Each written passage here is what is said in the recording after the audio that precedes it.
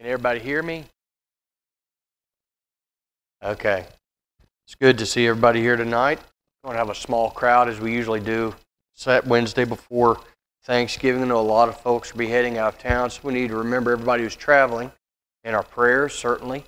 I know we got some folks that are actually going out of state and so forth and so on. So remember them in your prayers. I ask that you continue to remember Brother Rodney's family, Iris and their folks. I know they had some folks that were going to be staying over for Thanksgiving. So please remember the Skelton family in your prayers, and all the folks that are still here. Had a great memorial service yesterday for him, and really said goodbye to him in, I think, a fitting way. So we need to remember them. Please continue to remember Janice Harbin. I got in touch with her. She had a 104 temperature, so it kind of pushed back her getting to go home. But, excuse me, she did get to go home. So she is at home now, but she is. She said she was going to watch tonight, but can't because of the her modem was down for her wireless, and she wasn't sure if it would be here Sunday because of being able to get into the church. So she says she's hoping to be here on Sunday. So continue to remember her in your prayers. I would appreciate that. As far as anyone new, I don't really have anybody new that we need to remember in our prayers. Most of the folks are in the bulletin, so just take a look at that and see if there's anyone in particular. I don't have any updates on anything. Most everybody is either getting better or is holding steady. So we need to just the bulletin will give most of the information. So please remember everyone that's listed in there. Yes, ma'am. Oh, thank you. Medora Eves contacted us today. Her husband went in for surgery and came through surgery fine. They removed some fluid on his spine. Fluid. Okay. He had been having issues anyway, so this may just be an answer to something that had happened from the surgery he had not too long ago. I think he had surgery less than a month ago. Has been recuperating at home, and apparently another need arose, and they took him to the hospital, and everything's fine. But please remember him as he recovers from his surgery that he had. Remember our holiday party. Everything's in the bulletin, but remember the holiday party, and then we got Mike's wedding. They're both on the same day, that same Saturday. The wedding is in the morning, and then the holiday party is that afternoon or early evening. I think that's everything. Yeah, that's. Check your bulletin. Ornament exchange for ladies. All the stuff that we got going on. I don't want to go to that. I'm not invited to that, so I'm not. I'll make myself scarce. Anything else?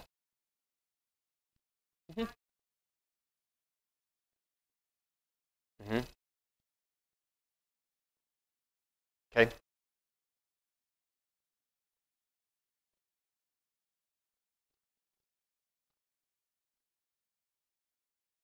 Okay. Jan Craighead. Okay. Mom's cousin Jan Craighead is in Nashville. Thought she was possibly having Parkinson's, and said they think that she may have had a stroke. But the same end result being the same. She's basically disabled at this point unless something happens, unless something changes. So Jan Craighead. Yes. Mm-hmm.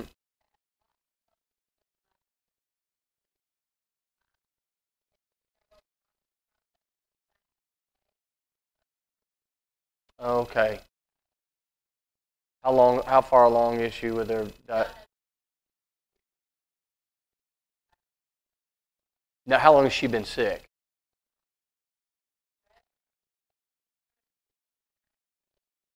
Okay. So it's possible she's had muscular dystrophy for a while and just hadn't been diagnosed with it. Okay. And what's her name again? Rhonda Simpson. Not you. No relation. No family resemblance. Right.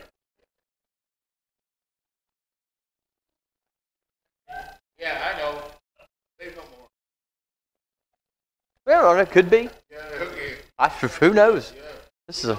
This world, we don't know. Am I a little loud? Seems like I am. Okay. Anyone else? Anything else? Okay. We'll go ahead and have our prayer, and then we'll start with class. Father in heaven, we're thankful for the day, and we're grateful, Lord, for the blessings that you bestow upon us. And we pray, Lord, that you continue to keep us in your favor, that you continue to give us the things that we need to live and provide for our daily needs. And we pray, Lord, your blessings on those who are gathered here tonight. We ask also, Lord, that you are with those who are traveling for the Thanksgiving holiday weekend. We pray your blessings on them as they travel and help them to come back to us again safely. We ask that you be with those that we've mentioned tonight, those who are sick, those who have received diagnoses of illnesses, and we pray, Lord, that you be with them as they work towards recovering their health. Be with the doctors and all those who are working with them. We ask your blessings, Lord, on the Skelton family and the passing of Rodney and the first holiday without him. And we pray, Lord, that you bless them, give them strength and encouragement. Help us to do the same. Thank you, Lord, for the word. Thank you for this opportunity for study, and bless us as we study. In Jesus' name we pray. Amen. Okay. Chapter 5, we're going to finish up chapter 5 tonight, and then we'll get in with chapter 6 next week. Chapter 5. Chapter 5, we'll get in with 2 Thessalonians next week, chapter 1. So, chapter 5 we'll finish up tonight. 12 through the end of the chapter. Paul here is going to exhort them to do some specific things. He finishes up many of his books, or many of his letters, that became books.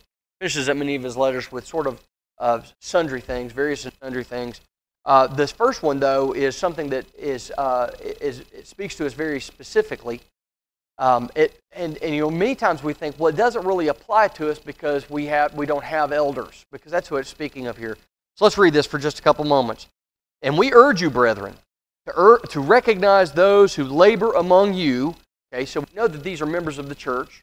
All right, those who labor among you, those who are members of the local congregation and are over you in the Lord, and admonish you and to esteem them very highly in love for their work's sake. All right. So when we think about this, we know that these are members of the local assembly, and they are over you in the Lord. This is a word, a phrase that specifically means those who have authority over us. It is the eldership, because the eldership is the only source of local authority in the Lord's church. We do not answer to a body, a board of directors, a presidency. No matter what we might say, we don't have an authority other than the local eldership. If there is no local eldership, then there is no sense of biblical authority in this sense. Now, do we have people who have a position of responsibility? Certainly so. Absolutely. And those responsibilities, in the absence of a local eldership, those responsibilities are given out by the congregation as they see fit. Many congregations use a men's meeting, so to speak, to make specific instruction that would not be appropriate for the church to do as a group. All right. It does not. This does not give any air of a superiority to a preacher, or to a deacon, or to an associate minister, or to anybody other than the local eldership. All right. So those who are over us in the Lord. Now, we think, well, we don't have an eldership. A lot of congregations don't. I've been a member of a couple, and they got elders, and it was a great thing. And I've been a member of congregations that had no elders whatsoever. Some I've been a member of, and they've had several elders. So there's varying degrees of application here. But, yes.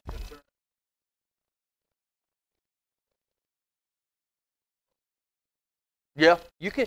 And like I said, a congregation can say, listen, we don't have an eldership. We need people to be in charge of specific things. You can't just allow things to kind of happen. There has to be a sense of responsibility. We have no eldership here, but there are men who are in charge of specific areas of the work. For example, Brother Simpson is in charge of benevolence. Okay, somebody has to be in charge of that. It's not for the local or for any member to just say, hey, come on in, we'll give you some money. or we'll do this for you, or whatever. We have to have somebody that's in charge of that. We have to have a treasurer. We have to have somebody that counts the money and makes sure that it goes to the proper place. People who are in charge of the sound system, people who are in charge of the building, all of these kind of things. It is for the local congregation to determine those leadership roles. And there's nothing wrong with that whatsoever. All right. But the idea here is specifically those who are over you in the Lord. And that refers to a presbytery, an eldership, shepherds, pastors, whatever phraseology you want to use is for that group of people, that group of men that do that. But he tells us he wants us to hold fast in our treatment of the elders. So, does that speak to us? Yeah, even though we don't have elders, it still speaks to us. All right. What about an eldership that is not in this congregation? Do we have an obligation to that eldership? No, they're not over us. They're not over the local church. However, is there an air of respect that we give to an elder, whether he is over me and my congregation or not? Certainly so. Yeah, there's an air of respect.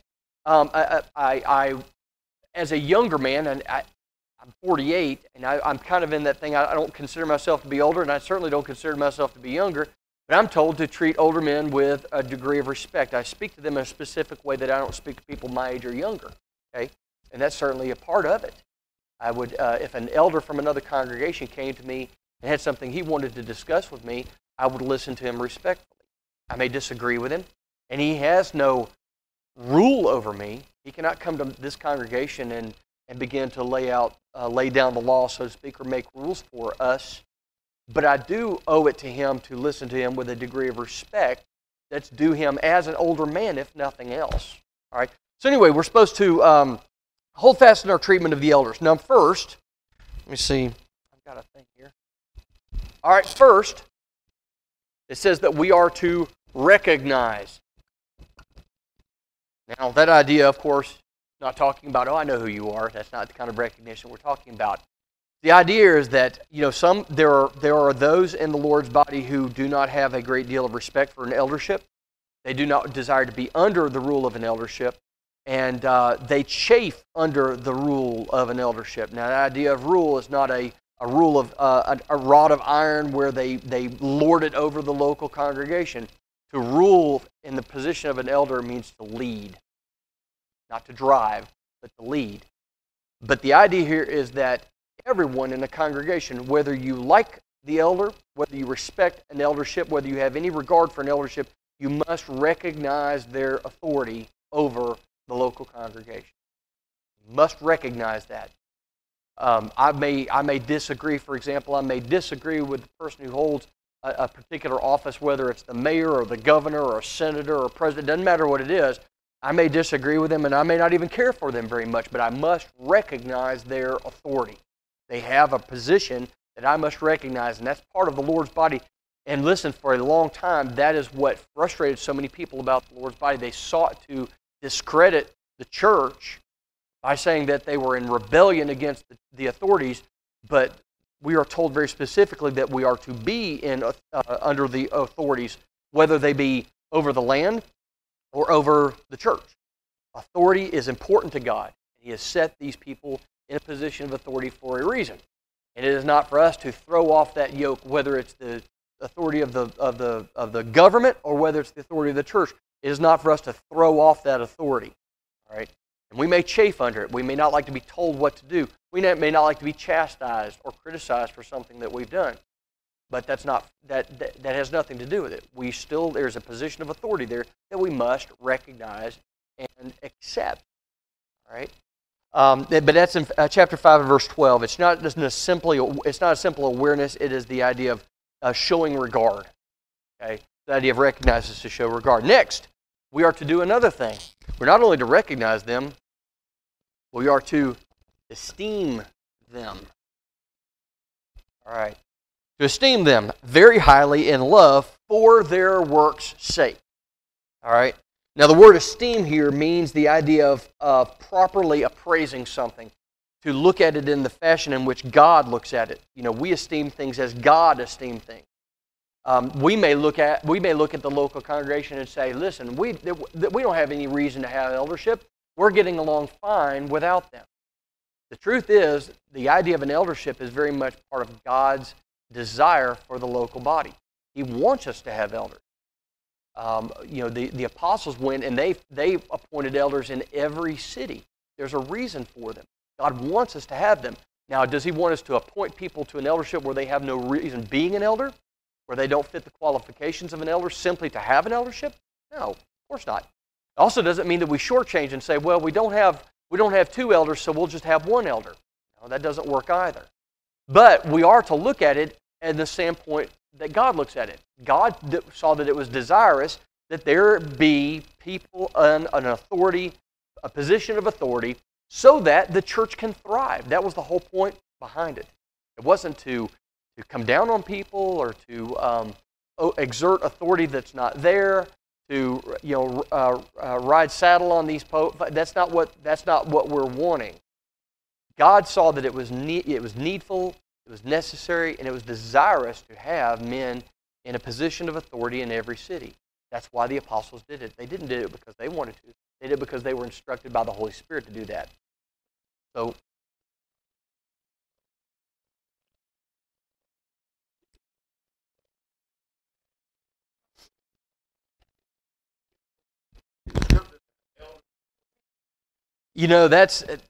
I have studied that and I've gone back and forth on it. I know there are people who believe absolutely, 100%. They are convinced in their minds and in their conscience that you cannot have a deacon without an eldership. And then I've seen people who said a deacon is merely it's a position, but it describes a position.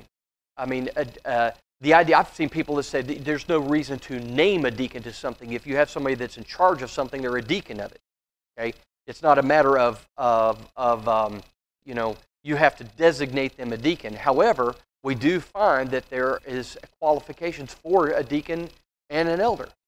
We see that the deacons, there were no deacons until we had the first elders of the church, which were the Lord's apostles. They were the first elders in the Lord's body. Okay? And they were the ones that appointed deacons. But we also see that the local church was to designate, find men full of the Spirit and put them in a position. The elders didn't decide who the deacons were. The church decided who the deacons were. Like I said, there are good faith arguments on both sides. And if I went to a congregation that had no eldership, but they had men that were set up as deacons, one thing I would want to know, one thing that would be a cause for concern for me, it wouldn't how they say queer the deal, but it would make me very cautious. Why are there deacons, and are these deacons, do they have men that are working towards being an eldership, or is this a congregation that simply does not want an eldership, but they want men in charge of things? But if you have a group of men, if you have, say, 3 or 4 men, they because of who they are, because of what's going on in their lives, they would not qualify to be an elder, but they would fit the qualifications of a deacon. I would have no issues with designating them as a deacon in charge of something. Okay? I would not, say, for example, refuse to fellowship with a congregation that did that. I would just want to know a little bit more about why. Why are there deacons and no elders? Do you have men that are working towards being elders? Because that's what we want. The congregation needs those things. But yeah, I've had that question so many times. We can't have a deacon without an elder. I've been looking for that, and I can't find that. Oh, absolutely, yeah. I've been places where there have been elders, and there's no deacon. They appoint men to be over position of do this particular type of thing. But in any case, the deacons have no position of authority other than their particular ministry. You look at the men that were chosen; they were chosen for a particular purpose. That was to apply themselves to the feeding and the distribution of food for the local body. That was their job. They didn't have any position of authority over anybody else other than that particular thing. Okay, but anyway, they were told to esteem. The idea of esteeming means properly appraising something, to look at things the way that God looks at things. We look at the position of an elder the way God looks at the position of an elder, not the way that some people look at the position of an elder. I spoke to a gospel preacher one time, and I almost hesitate to call him that because he said he would never work at a congregation where there was an eldership. He didn't want to answer to anyone for what he said from the pulpit, which I thought was very, well, he couldn't answer that. I said, now if you're speaking the word, what does it matter? He said, well, you know, if I feel like I need to approach a subject, I want to be able to approach the subject and not have to ask permission. I've never been asked. I've never seen a preacher that has to ask permission to go into a subject. Okay? As a matter of fact, I've seen elders that say, we would like for you to preach on this. In many cases, an eldership can preach on something that the preacher, it may look bad for him to preach on. You know, I know a lot of elders that will preach on giving, where some people might look at the preacher and say, well, he's preaching on giving because he wants a raise, or he makes money off the congregation. Of course he wants them to give more. So the elder says, we're going to talk about giving. We don't make a dime. We're not on a salary. We want the congregation to give more so that we can do more. So the elders fit a role that sometimes the preacher can't fit. Well, they fit a role that the preacher's not designed to fit. They're there for a specific reason. God saw that it was needful and desirous, and that's the way that we're supposed to look at it. And if all of a sudden the opportunity arose to maybe approach some men about being elders, we don't look at it and say, well, we're doing fine without them, and that's just going to cause a lot of headache, and then they're going to start, calling and checking up on. That's not the way we need to look at it. We need to look at it the same way God does. That the eldership is good. It's something to be desired. That's something we work for. Something we want. Okay.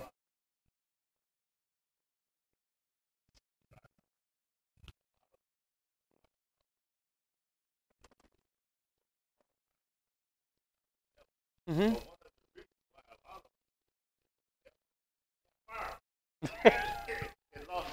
That would be.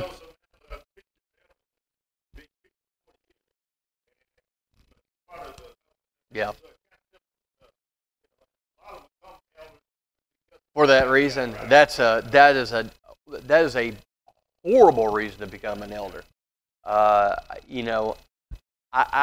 can't necessarily say that it's necessarily sinful, but it is certainly an unwise thing to do.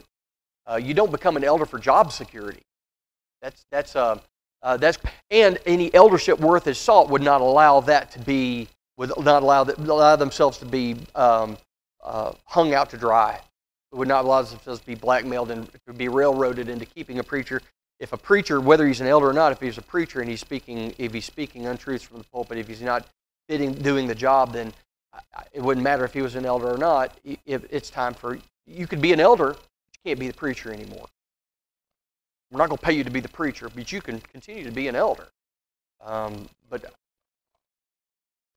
Yeah, and he says that he's even told me several times. I said, "What's that like?" I said, "How is it tough?" He said, "It is." He said, "I have to be very careful about how I approach certain things." So, okay, so we got the second. We're supposed to esteem them in the way that the Lord esteems them, and we see them as the way the Lord sees them. The idea of the work of the church leaders is characterized as being one of labor. It can be physically and mentally wearying to be an elder. Okay, it can exhaust you, especially when there is conflict. It can be exhausting. And I know elders, and I've been part of congregations where there's been not just minor conflict between a couple of brethren, but major conflict between factions in the Lord's body. And the elders are worrying all the time. They're praying ceaselessly. They're going back and forth between people and trying to reconcile brother to brother and sister to sister. And it can be wearying. And in the truest sense of the word, I'm not talking about physically exhausting. I'm just talking about emotionally draining to do that work. And that's why their job is so, why we esteem them the way that we do. The Lord saw that He needed men to fit that role and to do that job that may be difficult for anyone else. If you don't have it's interesting. If you don't have a position of authority, a lot of people in the church won't even, you're just giving me advice. But when there's someone in a position of authority and they say, this is the way it's going to be. This is where we have to put our foot down. We must stop this where it is. And at that point, you're speaking of someone that has authority to speak in such a way. Yes. Then,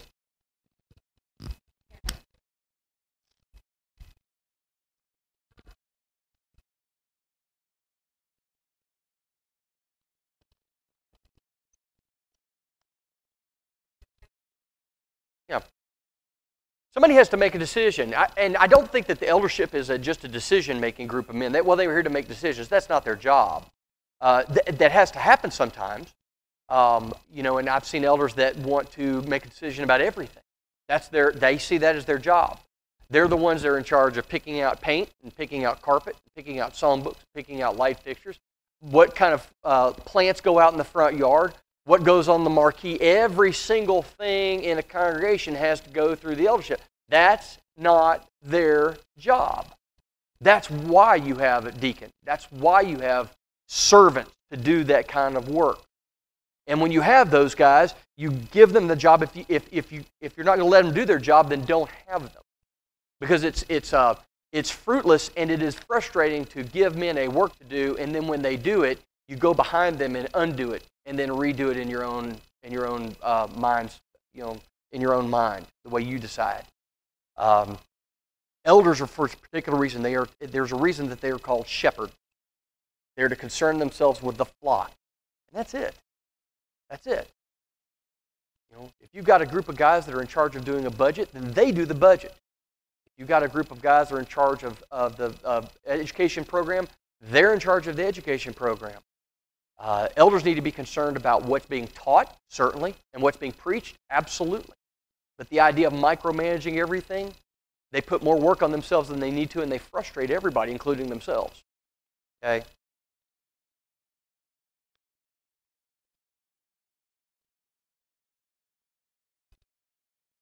Mm-hmm. Yeah, leads them to food. He takes them where there's pasture and takes them where there's water, and he makes sure that nothing comes in and scatters the flock. Okay, he doesn't micromanage them. He doesn't, that's not what he does. He's watching over the whole thing. That's why you have, specific men to do specific jobs inside. All right, chapter 5 and verse 13. The intended result of this admonition is that the church and her leaders, what? Be at peace with one another. All right. A congregation shouldn't be the elders always at odds with everybody, always, well, that's what happens when you micromanage something, isn't it? You want to set people on edge, constantly go behind them, or constantly micromanage every aspect of it, okay? The idea of when there's conflict, when someone has something against a brother, the first thing they want to do is they want to run to the elders and say, this person hurt my feelings. The first thing that elder should do is say, have you talked to them? If you haven't talked to them, don't come talk to me. Now, I'll counsel you, but I'm not going to extinguish this fire for you. You're a grown individual. You need to be able to handle this yourself. You need to be able to take care of these things. The end result is if we do all of these things the way that we're supposed to, the church and the leadership are going to be at peace with one another. There's not going to be constant friction. Everybody gets quiet when the elders walk into the room. That shouldn't be that way. It shouldn't be constantly on edge that, somebody's going to say something. They're hypercritical. If somebody walks in and they're not dressed exactly the way they're supposed to be dressed, the elder's going to jump down their throat and take them in a back room and castigate them for something so small that could be easily addressed in another way. We're supposed to be at peace with one another. How can they serve? How can they do their job if there's constant friction between the elders and the leadership and the church? It just doesn't work.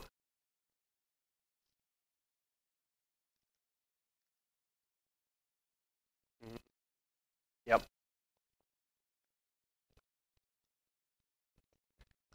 All right, so we're supposed to hold fast in our treatment. Hold fast meaning steadfast. Don't move. That's not supposed to change.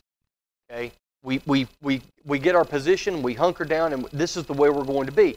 And I tell you what, it's really nice when you go to a congregation where the congregation loves its elders and respects them and enjoys serving them. It's a pleasure because these men, you could tell these men are concerned about our soul. They're not overly harsh or critical. Look at the sick. Who's supposed to go visit the sick? Everybody. Everybody, not just the preacher. Everybody's supposed to go visit the sick. Who's supposed to go? Who's supposed to go? Go talk to those who are in error. Everybody's supposed to go talk to people who are in error, not just the eldership, not just the preacher. Okay, we all have a role to play. The elders have a specific role to play. That's their job. It is a job. It is an office that they have been appointed to, and it's not. In the idea that the way we treat them is important to how they serve. All right. When an elder's job is made more difficult, you'll find elders that will say, I can't do this anymore. I can't do this anymore. This is just too much. I'm at odds with everybody because people will not respect authority and behave the way they're supposed to behave. All right. Next.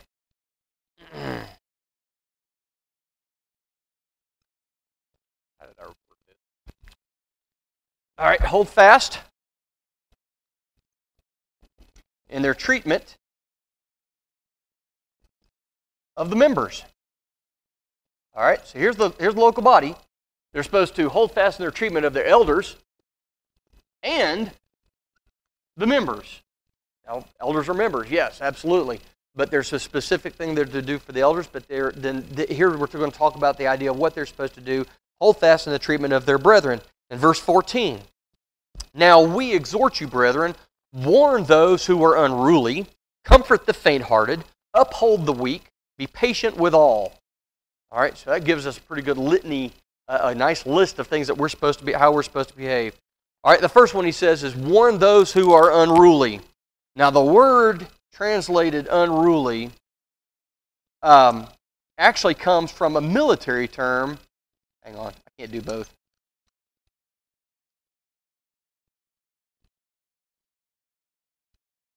All right. Can't read and write at the same time. All right. Warn those who are unruly. The word unruly is the word that's translated from the Greek, that's translated unruly, is a military term, and it means a soldier who was out of rank or not carrying on his duty or responsibilities. Interesting. Think about that in relation to the church. All right. Remember, Paul's already used some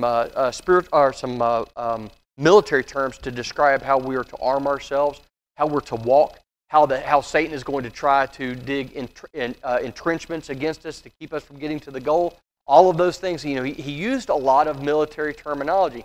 And the idea of the unruly here means a soldier. It comes from the meaning of a soldier who was not in uniform and was not carrying out his responsibilities. I'm not sure what kind of what the military term for that would be nowadays. If somebody was out of uniform or wasn't doing what he was supposed to be doing, he was disobedient.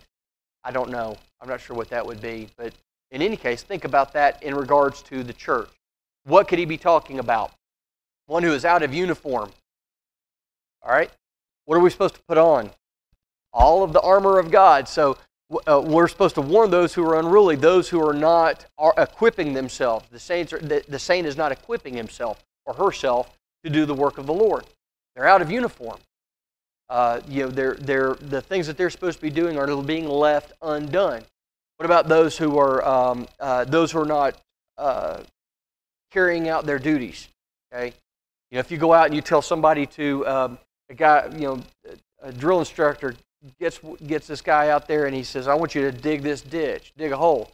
And the guy digs for about 15, 20 minutes. He says, phooey on this, I'm done. So he puts down the shovel and he walks away. What's going to happen to him? It's going to be trouble. Disobeying a direct order, for one. All right. It could be dereliction of duty. I don't know if that would fit in with that. I don't know. I'm not military, so I don't know. But in any case, they're not doing the job that they've been entrusted to do. In all ways, it's not doing the job. So what are we supposed to do with such a person? Warn them. Warn them. What do we warn them of? Well, they're not doing their job. We warn them of the consequences of not doing their job. You think about the idea, this could apply to the eldership as well. Do we warn elders who are not doing their job? Certainly. We have to be able to go to them and give them express our concern. Why haven't you gone to, I've gone to this person. Why have you not spoken to this person who is unruly, who is living outside of the law? Why haven't you gone to this person?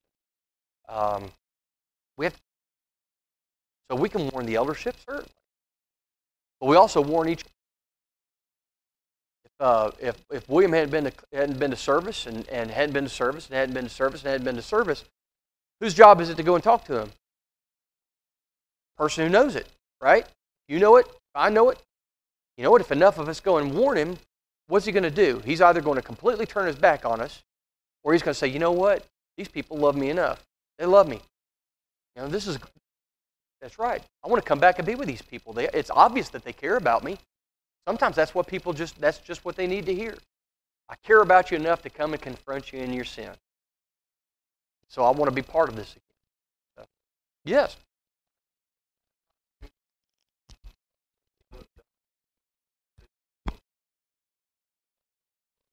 Yes. Yes. Yes. And listen, it's not a matter of you're not. This is not a job. This is not a. We're not surveying your job. I mean, what we're doing is we're concerned because we've noticed that, this has been going on and it hasn't been addressed. And it's been addressed by other people, but you haven't addressed it. Why aren't you going to visit the sick? It says if any of you among you are sick, who are they supposed to call? The eldership. Call the eldership. And they're going to come in and anoint his head with oil, her head with oil, whoever it is. But the whole point is that's the job of the eldership, is for them to be shepherds of the congregation. If they are not acting as shepherds, then absolutely. Now, there are a way that we're supposed to go to the elders. We always entreat an elder. We do not go accusingly and pointing fingers and setting them down and castigating them. We don't do that to anybody. But certainly the elders are worthy. They've gotten to a point in their lives where they are worthy of double honor. So there's a way that we do that, but certainly if you have an eldership that's not doing their job, and you know what it could be, that they're just burnt out there and they don't know how to say, I can't do this anymore. And it may give them an out to say, you're right, and I'm sorry, but I just can't do this anymore. And it gives them an opportunity to make that known. But yeah, absolutely. No one is above being confronted in not doing the job. All right. Next, we comfort the faint-hearted.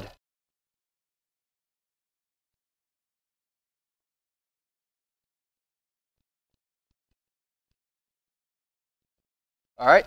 Comfort the faint-hearted. Now, the idea here, think about this for just a second. There are those in the Lord's body. And they may have been a part of the Lord's body for a long time. But there are those in the Lord's body who just seem prone to distress, and they are prone to sliding away or leaving. They come back and they're strong, but it's just they get scared, they get weak, and they fall away, and then they're brought back and they're strong again. And and then there are some who, but they're always they're always going to be there. That they're never going to disappear. They're always going to be part and parcel of the local group, the local assembly. But there are always those who are on the periphery, and you know who they are. You know who they are here. You know who they are wherever you go. You're going to know that there are people who are they're not as strong as some in the Lord's body.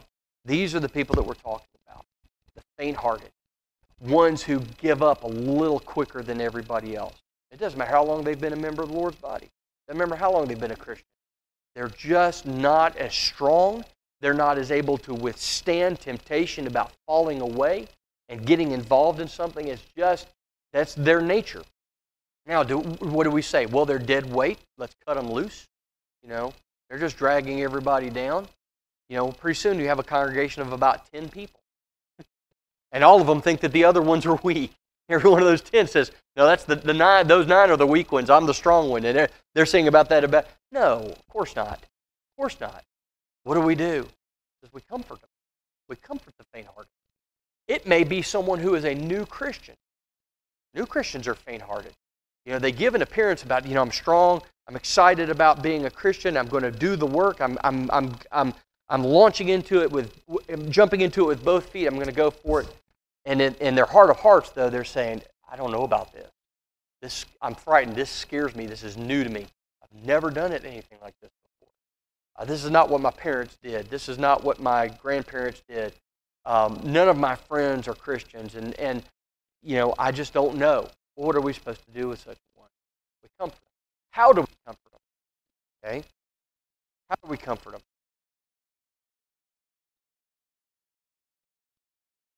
Yeah, we love them. We do what? Yeah, we strive to make them feel welcome, to make them part of the group. We all have a group of people in the congregation that we're closer to. That's understandable.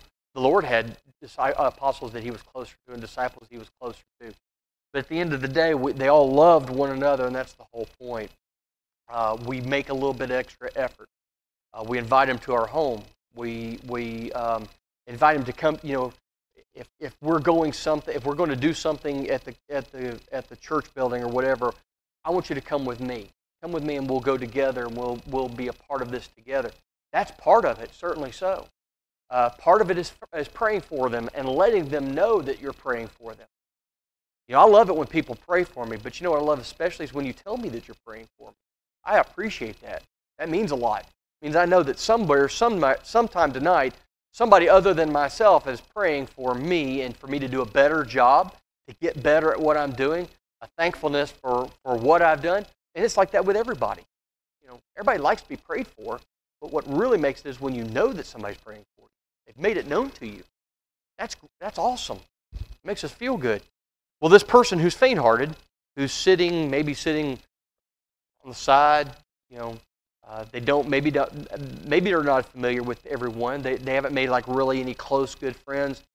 And they're sitting there wondering, if I left, would anybody even know that I'm gone? And when you go up to them and say, listen, I just want you to know, I know that you're new, or I know that you're going through, I'm going to pray for you.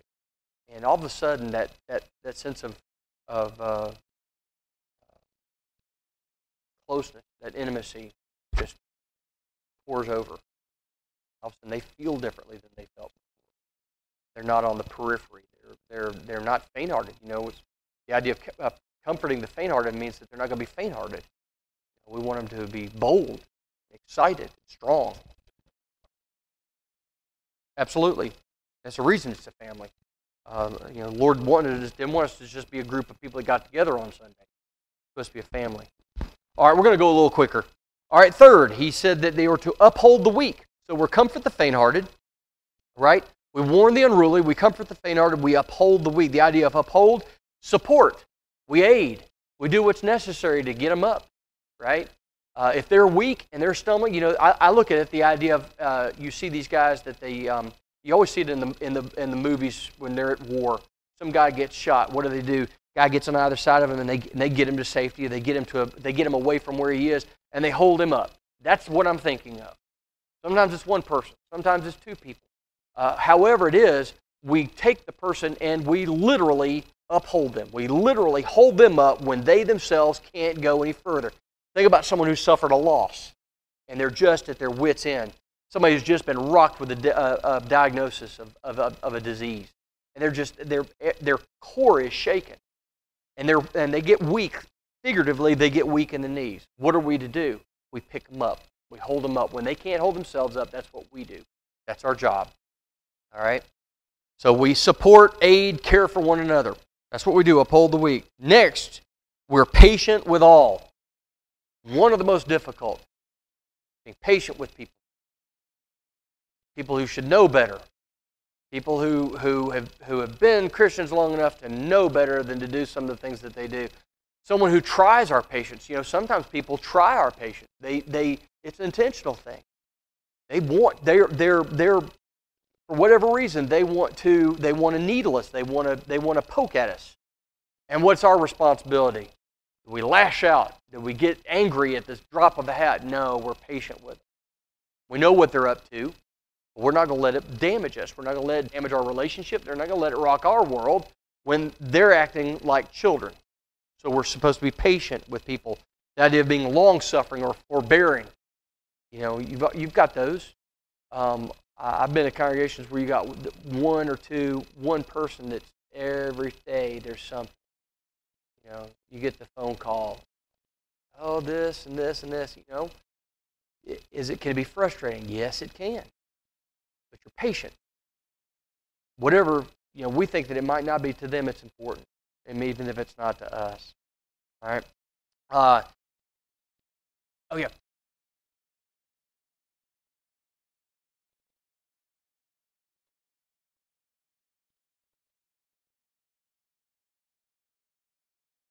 Mm-hmm. Yeah. Yeah. Or leave completely because of the belief. Sometimes people do that because they simply want to know that people are paying attention, that they know they're there. And what do? We give them that information, but we try to channel it in the right way. But we're patient with them. Yes, they're frustrating, absolutely. But I would rather them be here and be and provoke than to be gone and to be lost. That's even more scary. The idea of losing them back to the world. Yes, they're frustrating, but they do not. I do not want them to end up in punishment. I do not want them to go to hell. And if we're not patient with them, sometimes we lose them to that very thing.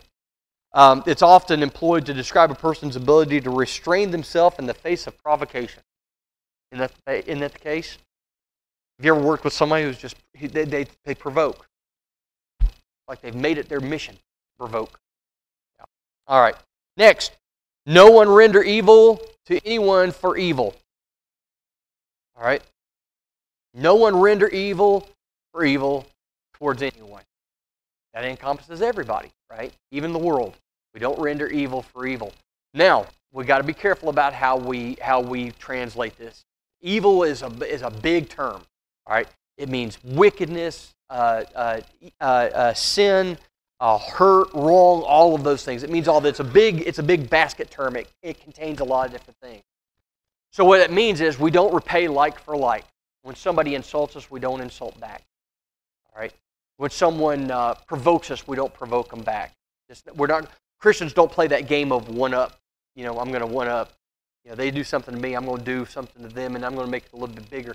And pretty soon you've got this thing. It's going to, and what is it going to do? What is it going to do to the church, folks? What is it going to do to the church?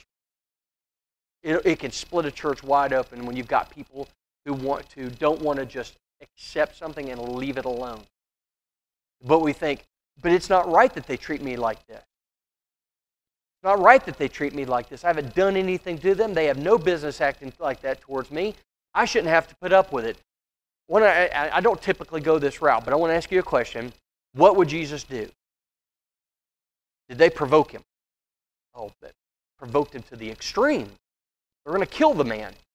Yes, they provoked him. They slapped him in the face. Tell us who hit you. They spit on him. They put a crown of thorns on him. They mocked him. They did all of these things to him. If that's not provocation, I'm not really sure what is. But what did he do? Did he repay evil for evil? He redeemed them of their sin. So what did he do in place of evil? He did good in place of evil. He gave them a pathway towards redemption for their sin. It was because of their sin that he died. It was because of their evil that he died on that cross. But as Joseph said to us, what you meant for evil, God allowed good to occur. Same thing with Christ. What they meant for evil, God allowed good to occur. So let's think about that in the terms of our daily life. When someone does evil to us, what must we allow to occur? Good. Can good come from this? Yes. For one thing, our patience is tried. Our patience is tried, and we allow it to try our patience. What do we do when our patience is tried? What's supposed to happen when our patience is tried? Our patience gets better, not worse. Our patience gets better. We're more easily equipped to overlook. Now, does that mean, say, for example, in an eldership, and you've got someone that is constantly casting about for a victim, and they're always looking for someone to destroy? I've been to congregations, and I'll never say where, but I know congregations where you've got one or two older ladies, and they are the most hypercritical people under that roof. everything is a subject for their scorn and for their ridicule and for their criticism. And it's to the point where no one wants to be around them. They are not liked. And when they walk into the room, conversation hushes. No one laughs. No one smiles because they are always at the mercy of this group of women who are intent on being miserable and making sure that everybody else feels the same way. Now, does the congregation say, well, that's just the way they are, we're just going to allow that to happen? No, of course not. All it's saying is not saying that you don't confront evil, it says that you don't repay evil for evil. That's it. It does not mean that you can't approach somebody, rebuke a brother or sister in Christ for being that way. Absolutely. It merely says that we don't repay evil for evil. If they gossip about us, we don't gossip back. Okay? If they are hypercritical, we're not hypercritical back. If they levy insults at us, we're not insulting back to them. That's all that means, is we don't repay like for like. But it does not mean that we sit back, we lay back, and allow people to run all over us. That's not good for the congregation either. That means that there are people who are going to drive people away. They're going to drive a wedge, and that doesn't work. But we don't render evil for evil. Yes. Oh, yeah. Remember I said, got another phone call. Got a phone call today. Yeah, there are people who are going to call the eldership. Did you see what she was wearing? Or did you hear what he said? Could you do something about these kids? Well, what did they do? Well, I just don't like them all running around and being loud, And I'm thinking, you just think to yourself, is there anything that's going to make you happy? You know what will make them happy? When they're alone in that building. Alone in that building, where they can listen to the Word without a baby crying, where they can go to a fellowship dinner and it's just their food there because they like their food and that's all that's there. Yeah, all of that kind of stuff. There are people who are just like that. We are not to repay that for that. The goal is to change them. That's the goal. The goal is to change them. If we can't change them, we can mitigate their behavior. We can arrest it to a certain point. But the idea of rendering evil for evil is just not to be found in the Christian. We're not supposed to do those things anyway, much less in response to someone doing those things. Lastly, Paul challenges them to always pursue what is good, both for themselves and for all. That means a little bit of thought, doesn't it? Is we have to have critical thought. What's good for the body? What's good for me, but what's good for the body? Because what I may want may not be good for what the church needs. We have to be discerning. That gets out of the idea of selfishness. Selfishness is, this is what I want, and I'm going to make everybody's life miserable if I don't get what I want. I know the entire congregation wants blue songbooks, but I want red songbooks, and I'm going to make my voice heard because it's important to me that we have red songbooks instead of these blue songbooks. And I'm going to let everybody know how I feel about it. Every time I pick one up, I'm going to say, well, I wanted the red ones. You think, how ridiculous is that? Have you seen that happen? Absolutely you've seen it happen. Because this is a group of people that are coming together. People behave like that sometimes. I've never seen anything like that here. I'm just going to tell you, I've never seen anything like that here, but I've been to places where it has happened. But we're supposed to look at what's good, edifying. We're supposed to edify one another, edify the saints. We're always supposed to be doing that. So, yeah. No, and he had seen it happen. Remember, he had to write specifically to two women that were not unable to agree and get along with one another.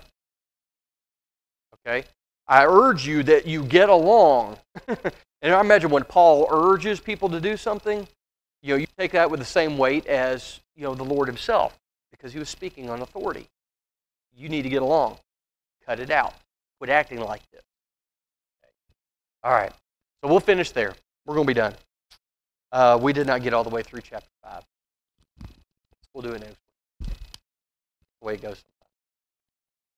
All right. Anything anybody want to say? I think I mainly lectured tonight. Anybody anything they want to say? All right. Going once, going twice.